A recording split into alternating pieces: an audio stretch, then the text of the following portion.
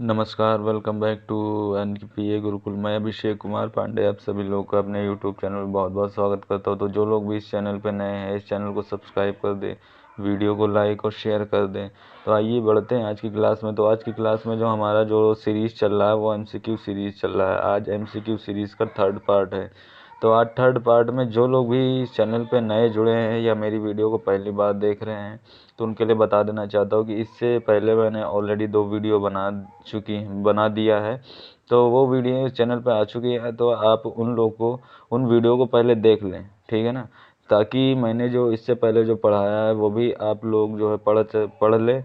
और जो चीज़ें उसमें शेयर की गई हैं, काफ़ी इंपॉर्टेंट चीज़ें मैंने उनमें शेयर की है, नॉलेज शेयर किया है, कुछ ट्रिक वगैरह शेयर किए हैं, जिससे कि आप उन ट्रिक को सीख सकें और उनको इम्प्लीमेंट कर सकें।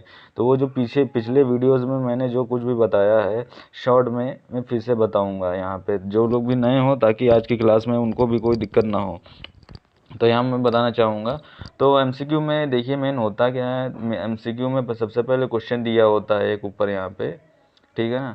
और उस क्वेश्चन को आपको पहले अच्छे से रीड आउट करना है। उसके बाद उसके नीचे कुछ ऑप्शन दिए होते हैं, ए बी सी डी या फिर नन ऑफ द अबव, ठीक है ना। तो इसके इन ये ऑप्शन दिए होते हैं। फिर इस क्वेश्चन के अकॉर्डिंग आपको इन सभी क्वेश्चन के अकॉर्डिंग इन आंसर्स, मतलब ये जो ऑप्शन दिए होते हैं उनको अच्छे से पढ़ना होता है। उसके बाद आपको जो है अपना एक आंसर को मार्क करना होता है। तो चलिए स्टार्ट करते हैं आज की क्लास। तो आई होप मैंने जो बताया है आपको ये प्रोसेस समझ में आया होगा। तो आज की क्लास को हम लोग अच्छे से स्टार्ट करते हैं। तो आज की क्लास में जो पहला एमसीक्यू है हम लोग का, वो पहला एमसीक्यू क्या है यहाँ पे। तो सबसे पहले इसकी जो वो मेन जो बेसिक चीज़ होती है कि आपकी रीडिंग अच्छी होनी चाहिए, एकदम बहुत ही अच्छी। और नहीं है तो आप रीडिंग को इम्प्रूव करिए, क्योंकि रीडिंग ही काफ़ी इंपॉर्टेंट रोल होती है आपकी ही स्टडी में। अगर आपकी रीडिंग अच्छी है, आप कोई भी क्वेश्चन होगा चाहे कितना भी डिफ़िकल्ट से डिफ़िकल्ट, आप उसको टैकल कर सकते हो। मैं ये नहीं कहूँगा कि आप कर ही लोगे, लेकिन अगर आपकी रीडिंग अच्छी है तो काफ़ी हद तक टैकल कर लोगे। ये सब चीज़ें आपको एग्ज़ाम में जो है काफ़ी आगे रखती हैं दूसरे लोगों से, ठीक है ना। तो पढ़ कोई हर कोई लेता है, समझ भी हर कोई लेता है, लेकिन इम्प्लीमेंट करना एक अलग चीज़ है। सब लोग रीडिंग पे फोकस करिए, और जिसकी रीडिंग ख़राब है, आप इंग्लिश की और या फिर हिंदी की ख़राब है तो हिंदी की रीडिंग करिए, ताकि आप चीज़ों को समझ अच्छे से सकें। क्योंकि कॉमर्स लैंग्वेज का ही खेल है। अगर आपको लैंग्वेज अच्छे से पकड़ में आने लगी, तो आप कॉमर्स के चाहे थ्योरेटिकल क्वेश्चंस हों या फिर जो है न्यूमेरिकल जो पार्ट हों, आप उनको अच्छे से डील कर पाओगे, ठीक है। तो ये ज़रूरी पार्ट है रीडिंग का। तो सबसे पहले मैंने बताया था कि आपको क्वेश्चन अच्छे से रीड करना है। तो यहाँ पे क्वेश्चन क्या कह रहा है, यहाँ पे क्वेश्चन कह रहा है the term reserve share capital refer to the following. कहने का मतलब यहाँ पे जो टर्म जो रिजर्व शेयर कैपिटल है, वो किस चीज़ को रिफ़र कर रही है, किस चीज़ को पॉइंट आउट कर रही है। तो जो पहला ऑप्शन दिया हुआ, अब ऑप्शंस को भी अच्छे से ही पढ़ना। At the beginning a portion of authorised capital be called. और सेकेंड वाला ऑप्शन क्या दे रखा है, during liquidation a portion of uncalled capital be called.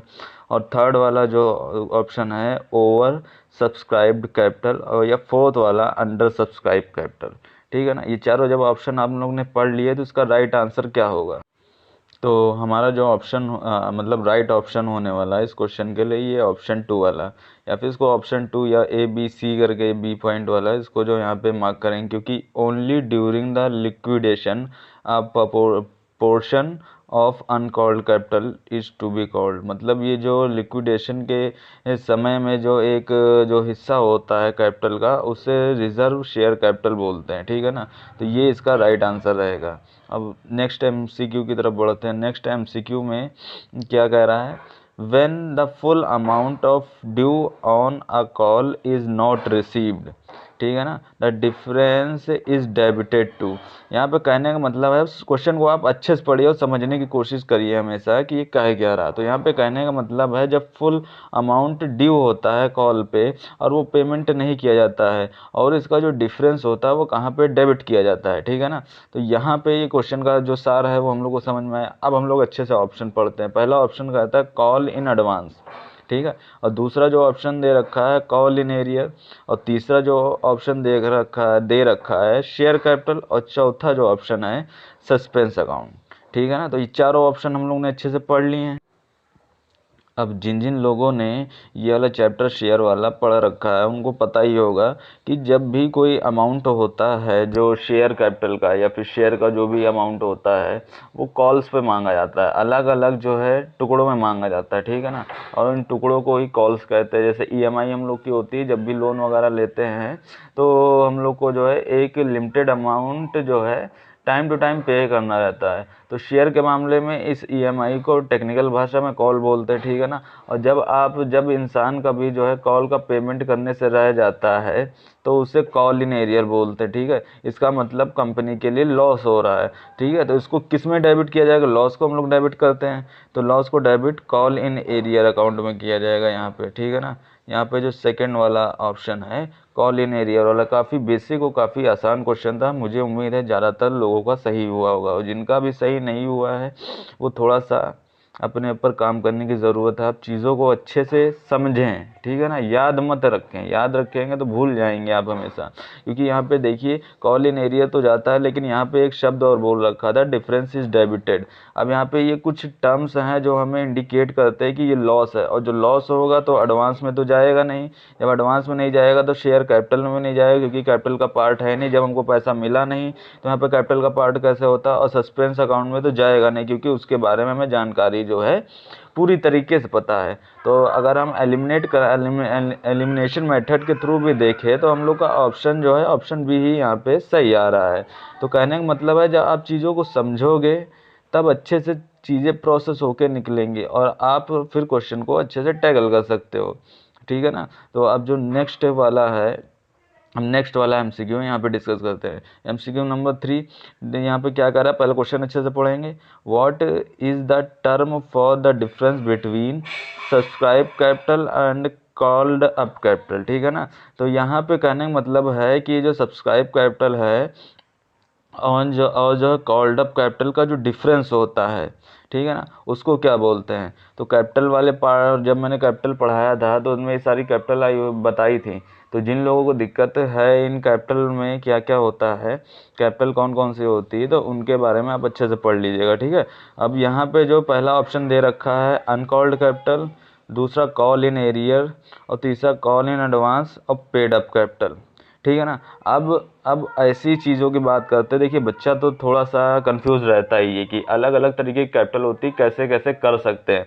तो इसको हम लोग ना बुद्धि से नहीं, इसको एलिमिनेशन मेथड से करना चाहेंगे। एलिमिनेशन मेथड कौन सा होता है? जिसे लोग साधारण भाषा में तुक्का कहते हैं, लेकिन तुक्का लगाने का भी एक अच्छा सा तरीका होता है। तो थोड़ा सा समझदारी से तुक्का लगाएंगे तो आपका सही होगा। चलिए आपको ये वाला एलिमिनेशन मेथड भी या फिर तुक्का मेथड भी आप लोग को बताया जाता है।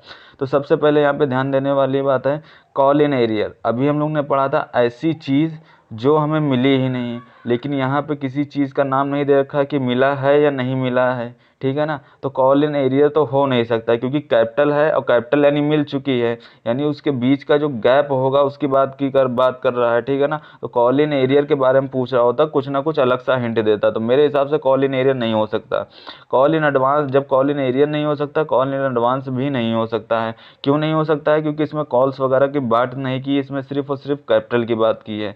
अब यहाँ पे कैपिटल की बात की है तो यह जाहिर सी बात है ये दोनों ऐसे एलिमिनेट हो गए, ठीक है ना। अब यहाँ पे अब हमारे पास ऑप्शन या तो ये बचा या तो ये बचा, ठीक है। दो दो हम लोग ने जो है यहाँ पे जो है एलिमिनेट कर दिए हैं। दूसरा है अनकॉल्ड अप कैपिटल बचा और पेड अप कैपिटल, ठीक है। अब जिसको भी थोड़ा सा भी नॉलेज होगा वो समझ जाएगा कि अब जो ऑप्शन यहाँ पे जो सही होने वाला है वो कौन सा है, कौन सा गलत होने वाला। पेड अप कैपिटल ऐसी कैपिटल होती है जिसे पेड कर दिया गया, जिसे मतलब पेमेंट कर दिया गया, उसे पेड अप कैपिटल बोलते हैं। लेकिन यहाँ पे सब्सक्राइब कैपिटल और कॉल्ड अप कैपिटल का जो है पूछा गया डिफरेंस को, तो इसका कहने का मतलब है पेड अप कैपिटल का यहाँ पे लेना देना नहीं होगा कुछ भी, क्योंकि पेड अप कैपिटल कहता है तो वो पेड से रिलेटेड है, तो यहाँ पे वो लेना देना कुछ नहीं होने वाला। तो अब सीधी सी बात है, जो हम लोग का अब एक आंसर जो आखिरी में आके बचा है वो पहला ऑप्शन बचा है, वो वही राइट आंसर है। अनकॉल्ड अप कैपिटल ऐसी कैपिटल जिसे मांगा नहीं गया। सब्सक्राइब कैपिटल ऐसे क्या होता है, अब थोड़ा सा मतलब नॉलेज के बारे में बात कर लेते, ठीक है ना। सब्सक्राइब कैपिटल वो कैपिटल है जितना शेयर वगैरह मतलब ले लिया गया, जिन जिन लोगों ने शेयर ले लिया उनकी फेस वैल्यू को टोटल करके वो सब्सक्राइब कैपिटल होती है। और कॉल्ड अप कैपिटल ऐसी होती है जिसे मांग लिया गया हो, ठीक है ना। आप जो सब्सक्राइब कैपिटल मान लीजिए 100 रुपये थी, ठीक है। और वहाँ पे 20 रुपये ही हम लोग ने दो लोगों से मांग लिया, 100 रुपये कैपिटल थी, 20 मांग लिया, तो हम लोग का डिफरेंस कितना बचा? ये जो डिफरेंस बचा 80 रुपये। तो यानी ये जो हुआ है, ये जो डिफरेंस बोला है, ये ऐसा पैसा है जिसे हम लोगों ने मांगा नहीं है, यानी उसकी मांग नहीं की। तो मांग नहीं की यानी वो अनकॉल्ड अप कैपिटल है, ठीक है ना। तो बेसिक एकदम एकदम ईजी क्वेश्चन था। मैंने दोनों मेथड से आपको बता दिए, जो आपको प्रेफर हो वो आप यूज़ कर सकते हैं, ठीक है। अब जो फिर जो नेक्स्ट वाला जो पार्ट आता है, अब यहाँ पे फ़ोन नंबर वाला एमसीक्यू देखते हैं, ठीक है ना। आप part of subscribe uncalled capital is called, ठीक है ना। जो ऐसा पार्ट जो सब्सक्राइब कैपिटल का जो अनकॉल्ड अप वाला जो पार्ट है, सब्सक्राइब अनकॉल्ड कैपिटल का, वो उसको दूसरी भाषा में क्या कहते हैं, यहाँ पे ये बोलने की कोशिश कर रहा है, ठीक है ना। तो ऐसा पार्ट जो सब्सक्राइब है लेकिन मांगा नहीं गया है, वो यानी हमारे पास बचा हुआ है। यानी जब बचा हुआ है तो वो कौन सा पार्ट कहलाएगा? कॉल इन एडवांस, ये तो कहलाएगा नहीं कॉल इन एडवांस। पहले ऑप्शन अच्छे से पढ़ लेते, फिर डिस्कस करेंगे। फिर सेकंड वाला है reserve capital, call in arrear और अनकॉल्ड अप कैपिटल। और इसमें से कोई भी ऐसा टर्म नहीं है जो मैंने डिस्कस नहीं कर रखा है, ठीक है ना। कॉल इन एडवांस होगा नहीं, क्योंकि यहाँ पे अनकॉल्ड अप की बात की है। कॉल इन एडवांस का मतलब होता है जो पैसा हमें एडवांस में मिल गया हो। और यहाँ पे जो सेकंड वाला है रिजर्व कैपिटल, ठीक है ना। तो रिजर्व कैपिटल के बारे में बाद में बात करेंगे। एक्चुअली इसका आंसर ही ये बी वाला है, ठीक है ना। लेकिन कैसे होगा इसके बारे में बात करते हैं। अब जो थर्ड वाला ऑप्शन यहाँ पे बचा हुआ है कॉल इन एरियर, यानी उसको भी मांग लिया गया, जबकि यहाँ पे बात किस बात के बारे में कर रहा है कि वो चीज़ जो मांगी नहीं गई उसके बारे में बात कर रहा है। Uncalled up capital, uncalled up capital को यहाँ पे लेना देना नहीं है, क्योंकि इससे रिलेट नहीं करेगा। तो यहाँ पे ऑप्शन नंबर जो बी है वो राइट आंसर होगा, रिजर्व कैपिटल। रिजर्व कैपिटल को सब्सक्राइब कैपिटल का अनकॉल्ड कैपिटल जो होता है उसे बोला जाता है, ठीक है ना। तो ये यानी ऑप्शन क्वेश्चन एमसीक्यू नंबर 4 का जो राइट ऑप्शन है वो बी वाला है, सेकंड वाला पार्ट है। हम नेक्स्ट क्वेश्चन पे मूव करते हैं। यहाँ पे equity share holders are dash of company. जो इक्विटी शेयर होल्डर होते हैं वो कंपनी की क्या होते हैं?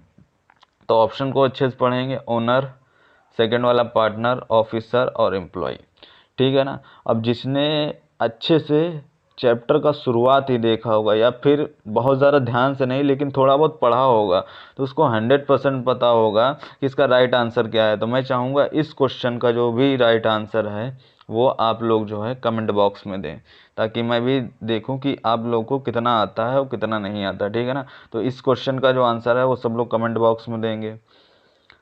अब जो नेक्स्ट क्वेश्चन है, मुझे लग रहा स्लाइड आगे पीछे हो गया, ठीक है ना। चलिए कोई बात नहीं। जो फिफ्थ वाला क्वेश्चन है, या फिर जो स्लाइड के हिसाब से फिफ्थ वाला, लेकिन हम लोग का जो सिक्स वाला क्वेश्चन है, मतलब जो भी क्वेश्चन हम लोग क्वेश्चन पे ध्यान देते हैं, ठीक है। The liability of the member of a company is limited to the context of the share of held of them, ठीक है ना। जो लायबिलिटी कंपनी की होती है, लिमिटेड कंपनी की, उसके कॉन्टेक्स्ट में शेयर का क्या ही वैल्यू होता है, ठीक है ना। तो उसकी वैल्यू वगैरह बतानी है। तो इसका जो राइट आंसर रहेगा वो क्या रहने वाला? पहले ऑप्शन को अच्छे से पढ़ते हैं, एक्सचेंज वैल्यू, सेकंड है नॉमिनल वैल्यू और मार्केट वैल्यू और नन ऑफ दी अबव, ठीक है ना। तो इसका जो राइट आंसर होने वाला है वो नॉमिनल वैल्यू होगा, ठीक है। तो चलिए आगे बढ़ते हैं हम लोग क्वेश्चन नंबर 7, ठीक है ना। क्वेश्चन नंबर 7 में क्या पढ़ रहा है? To whom dividend is given at a fix rate in a company. किसको जो है डिविडेंड जो है कंपनी में फिक्स रेट पर दिया जाता है? पहला है प्रमोटर, फिर आता है इक्विटी शेयर होल्डर, फिर प्रेफरेंस शेयर होल्डर, फिर डिवेंचर होल्डर, ठीक है ना।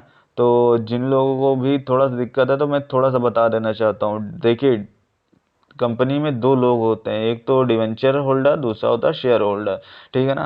तो जितने भी शेयर होल्डर होते हैं उनको डिविडेंड नहीं मिलता है, ठीक है।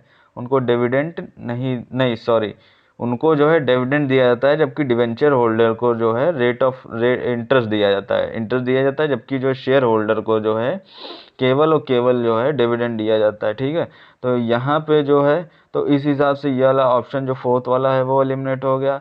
प्रमोटर से इसमें कोई लेना देना नहीं होता, उसका जो कमीशन वगैरह होता है वो अलग से होता है। तो यहाँ पे दो वाले अब हम लोग के जो है पार्ट बचे हैं, एक तो इक्विटी शेयर होल्डर, दूसरा preference share holder. Equity share holder का मतलब होता है कि ये जो है कंपनी के मेन मालिक होते हैं, इनका कहने का मतलब है अगर तुमको जो है कुछ बचा तो मिलेगा और नहीं बचा तो नहीं मिलेगा। इनकी स्थिति काफ़ी दयनीय होती है, ठीक है ना। अब कंपनी ही मान लीजिए माँ की तरह होती है, ये जो कंपनी में एक माँ की भूमिका मतलब भूमिका में होते हैं, या इनकी भूमिका ऐसी बन जाती है। जैसे मम्मी होती है ना घर पे कि खाना बचा अगर तो खाते हैं, वरना नहीं बचा तो उनको कोई भी दिक्कत नहीं है, क्योंकि उनके बच्चों को जो है खाना मिल गया। सेम जो है रिस्पॉन्स इसका भी रहता है।